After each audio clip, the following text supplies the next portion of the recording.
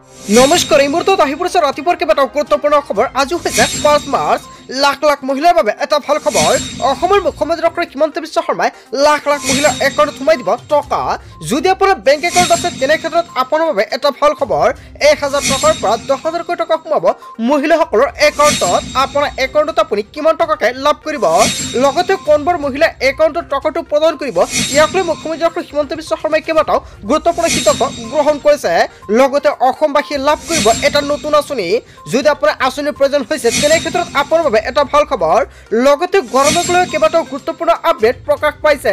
কেৱল ইয়াই নহয়, কেইবাটাও ৰাজনৈতিক খবৰৰ লগতে অৰাজনৈতিক খবৰ যুগুত কৰা হৈছে আজিৰ দিনটোত। গোটেই অসম তথা ভাৰতৰ বিভিন্ন প্ৰান্তৰ পৰা যুগুত হৈছে কেইবাটাও ডাঙৰ খবৰ। এনেবোৰ খবৰ নিতৌ পাই থাকিবলৈ চেনেলটি ছাবস্ক্ৰাইব কৰি ভিডিঅ'টো এটা লাইক কৰিবলৈ নাপাহৰিব। আজিৰ আমাৰ প্ৰথম গুৰুত্বপূৰ্ণ খবৰ হৈছে অসমবাসীৰ বাবে এটা ডাঙৰ খবৰ। অসমৰ লগতে ৰাজ্যৰ বিভিন্ন প্ৰান্তত দেখা গৈছে ভয়ংকৰ পৰিমাণে গৰম। কৰ্ণাটক চৰকাৰে জাৰি কৰিছে ইতিমধ্যে বিশেষ নিৰ্দেশনা। 37 পৰা 39 ডিগ্ৰী পৰ্যন্ত হ'ব পাৰে উষ্ণতা। গৰমে ভংগ কৰাৰ দিশে পূৰ্বৰ সকলো অভিলেখ। মাৰ্চ, এপ্ৰিল আৰু মে মাহত পৰিব অত্যন্ত গৰম। ৰূপ সলনি কৰিছে প্ৰকৃতিয়ে। কমি আহিছে ঠাণ্ডাৰ সময়। বিগত বৰ্ষতো পৰিছিল প্ৰচণ্ড গৰম। মুম্বাইতো জাৰি কৰা হৈছে হিটৱেভৰ এলাৰ্ট। গৰমৰ ফলত লু বতাহ বলা আৰম্ভ কৰিছে কেইবাটাও প্ৰান্তত। ফেব্ৰুৱাৰী মাহত গৰমে ভংগ কৰিছে পূৰ্বৰ সকলো অভিলেখ। বিশ্বৰ আন প্ৰান্ততো একে পৰিৱেশৰ সৃষ্টি হোৱা দেখা গৈছে। কেৱল ইয়াই নহয়, ফিলিপাইনছতো আৰম্ভ হৈছে হিটৱেভ। ফিলিপাইনছৰ ৰাজধানী মেনিলাত বন্ধ কৰি দিয়া হৈছে বিদ্যালয়, স্কুল আৰু কলেজ। মাৰ্চ মাহত আৰম্ভ হোৱা এই গৰমক লৈ চিন্তিত হৈ পৰিছে বৈজ্ঞানিকসকল। অসমতো মাৰ্চ মাহতে আৰম্ভ হৈছে প্ৰচণ্ড গৰমৰ প্ৰভাৱ। শিলচৰত আজিৰ দিনটোত সৰ্বোচ্চ তাপমাত্ৰা 31 ডিগ্ৰী। হয় বন্ধু বান্ধৱীসকল, আপোনাৰ জিলাৰ অৱস্থাটো কেনেকুৱা নিশ্চয় কমেণ্ট কৰি জনাব। লগতে কোনটো জিলা কোনটো অঞ্চল সেয়া আপুনি কমেণ্ট বক্সত জনাবলৈ নাপাহৰিব। লগতে বতাহৰ পৰিমাণ কিমান আৰু বতাহ যিটো আহি আছে গৰম নে ঠাণ্ডা। তাৰপিছত অসমবাসী ৰাজুক জনাইছে আমাৰ পৰৱৰ্তী গুৰুত্বপূৰ্ণ খবৰ। লগতে ডাঙৰ খবৰ, কৰ আদায় নিদিয়া যান বাহনৰ বিৰুদ্ধে পৰিবহণ বিভাগৰ একশ্যন আৰম্ভ। হয় বন্ধু বান্ধৱীসকল, কেইবাটাও বিগ ব্ৰেকিং নিউজ মুকলি আহিছে। 31 মাৰ্চৰ পূৰ্বে প্ৰদান কৰক যান বাহনৰ কৰ, কিয়নো কৰ আদায় নিদিয়া যান বাহন কৰা হ'ব ব্লেকলিষ্টেড। কৰ আদায় নিদিয়া বাহনবোৰৰ বাবে কেইবাটাও গুৰুত্বপূৰ্ণ আপডেট আহি পৰিছে। কৰ অনাদায় বাহন বিচাৰি কাৰ্যালয় পৰিবহণ বিভাগৰ অভিযান আৰম্ভ কৰিছে। গুৱাহাটী মহানগৰীত 281,87,88,268 টকাৰ কৰ অনাদায় হৈ পৰিছে।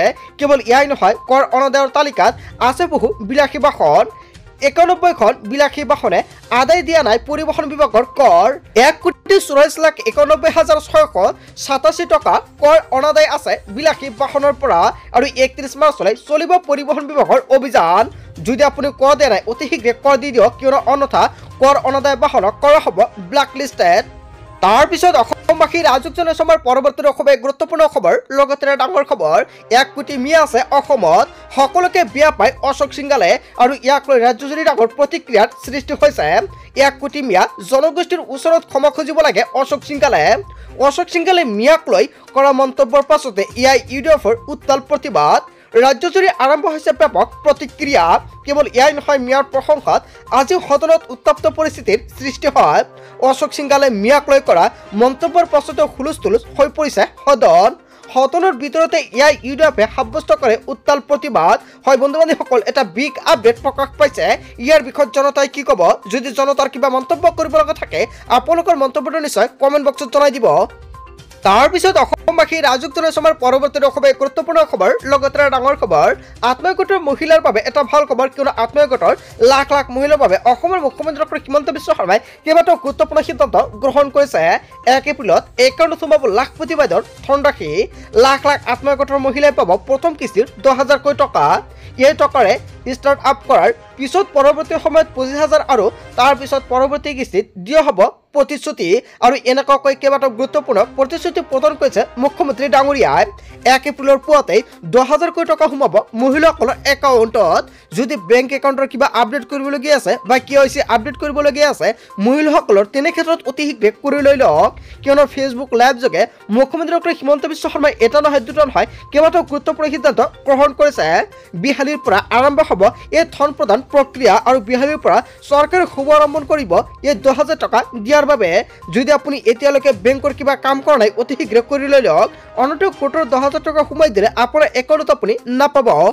তাৰপিছত অসমবাসী ৰাইজক জনাইছো আমাৰ পৰৱৰ্তী খুবেই গুৰুত্বপূৰ্ণ খবৰ, লগতে ডাঙৰ খবৰ। 10 মাৰ্চ এইবাৰ সোমবাৰ, মনত ৰাখক 10 মাৰ্চৰ এই দিনটো 10 মাৰ্চত লাখ লাখ লোকৰ একাউণ্টত জমা হ'ব ধন ৰাশি।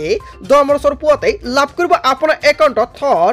অৰুণোদয় আঁচনি লাখ লাখ হিতাধিকাৰী একাউণ্টত চৰকাৰে প্ৰদান কৰিব 1250 টকাকৈ। যদি আপুনি অৰুণোদয় আঁচনি নতুনকৈ আবেদন কৰিছে তেনে ক্ষেত্ৰত আপোনাৰ বাবে এটা ভাল খবৰ। আপুনি অৰুণোদয় আঁচনি 1250 টকা পোৱা নাই নেকি, তেনে ক্ষেত্ৰত কি কৰিব লাগিব নিশ্চয় সম্পূৰ্ণকৈ জনাই দিয়া হ'ব। বৃদ্ধ পেঞ্চন আঁচনি ধন লাভ কৰা হিতাধিকাৰী একাউণ্টত সোমাব এই দিনটোতে টকা। লগতে বিধৱা পেঞ্চন আঁচনিৰ লাখ লাখ হিতাধিকাৰী একাউণ্টত জমা হ'ব এই ধন ৰাশি। দিব্যাংগ আঁচনি ধন লাভ কৰা হিতাধিকাৰীয়েও একেদিনে লাভ কৰিব এই ধন। ধন লাভৰ পূৰ্বে আপুনি ঠিক কৰি লৈ লওক আপোনাৰ একাউণ্ট। যদি একাউণ্টৰ কিবা সমস্যা আছে অতি শীঘ্ৰে সমাধান কৰি লৈ লওক। যদি KYC আপডেট কৰিবলগীয়া আছে অতি শীঘ্ৰে এই দিনটোত আপুনি KYC আপডেট কৰি লৈ লওক। 10 মাৰ্চ এইবাৰ সোমবাৰৰ দিনা লাখ লাখ মহিলা আৰু পুৰুষৰ একাউণ্টত চৰকাৰে প্ৰদান কৰিব এইসমূহ আঁচনিৰ টকা। তাৰপিছত অসমবাসী ৰাইজক জনাইছো আমাৰ পৰৱৰ্তী খুবেই গুৰুত্বপূৰ্ণ খবৰ, লগতে ডাঙৰ খবৰ। কোটি কোটি লোকে লাভ কৰিলে 2,000কৈ টকা। যদিহে আপুনি ধন লাভ কৰা তেন্তে শীঘ্ৰে কৰক আপুনি অভিযোগ।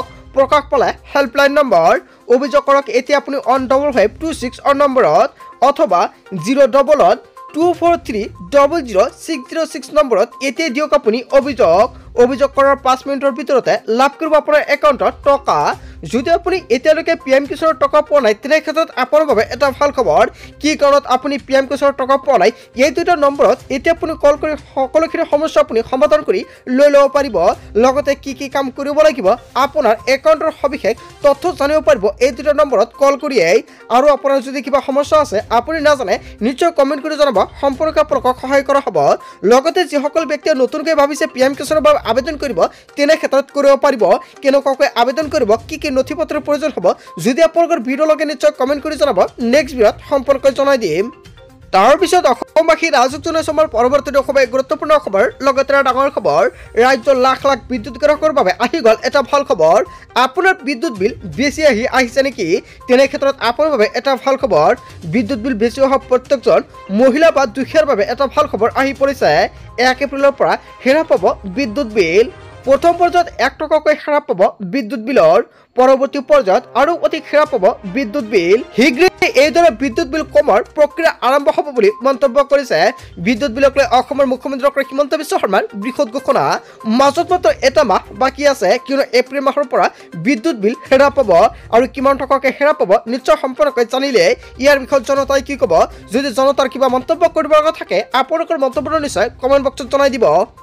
তাৰপিছত অসমবাসী ৰাইজক জনাইছো আমাৰ পৰৱৰ্তী খুবেই গুৰুত্বপূৰ্ণ খবৰ, লগতে ডাঙৰ খবৰ।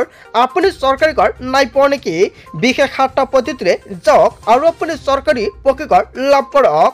ৰাজ্যৰ চৰকাৰী ঘৰ নোপোৱা লাখ লাখ লোকৰ বাবে আহি গ'ল এটা ডাঙৰ খবৰ।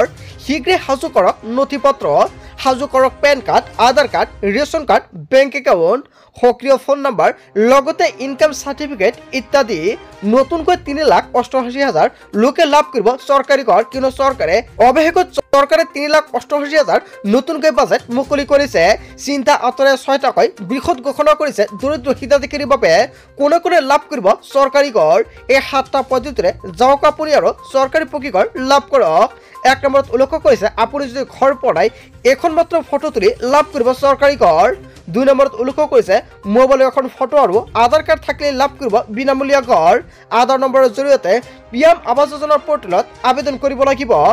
15,000 টকা মাহিলী আয় থাকিলেও আপুনি লাভ কৰিব পাৰিব চৰকাৰী ঘৰ। 2 চকীয়া বাহন থাকিলেও আপুনি লাভ কৰিব চৰকাৰী বিনামূলীয়া ঘৰ। 5 একৰ পৰ্যন্ত মাটি থাকিলেও লাভ কৰিব বিনামূলীয়া ঘৰ। জিঅ' টেকিং কৰি থোৱা প্ৰতিটো দুখীয়া পৰিয়ালে পাব চৰকাৰী ঘৰ। আপুনি চৰকাৰী ঘৰ নাই পোৱা নেকি, তেনে ক্ষেত্ৰত আপোনাৰ বাবে এটা ভাল খবৰ। এতিয়া আপুনি ঘৰটো বহি অতি সহজতে আপোনাৰ মোবাইল ফোনৰ জৰিয়তে আপুনি চৰকাৰী ঘৰৰ বাবে আবেদন কৰিব পাৰিব। কি কি নথি পত্ৰৰ প্ৰয়োজন হ'ব আপোনালোকে নিশ্চয় সম্পূৰ্ণকৈ জানিলে এইকেইটা নথি পত্ৰ লৈ আপোনাৰ মোবাইল ফোনৰ পৰা ক্ৰম বা গুগল ব্ৰাউজাৰৰ পৰা আপুনি চৰকাৰী ঘৰৰ বাবে আবেদন কৰিব পাৰিব। কেনেকুৱাকৈ আবেদন কৰিব যদি আপুনি নাজানে নিশ্চয় কমেণ্ট কৰি জনাব, নেক্সট ভিডিঅ'ত সম্পূৰ্ণকৈ জনাই দিম আপুনি কেনেকুৱাকৈ এপ্লাই কৰিব। বন্ধু বান্ধৱীসকল গোটেই অসম তথা ভাৰতৰ বিভিন্ন প্ৰান্তৰ পৰা যুগুত হৈছে কেইবাটাও ডাঙৰ খবৰ।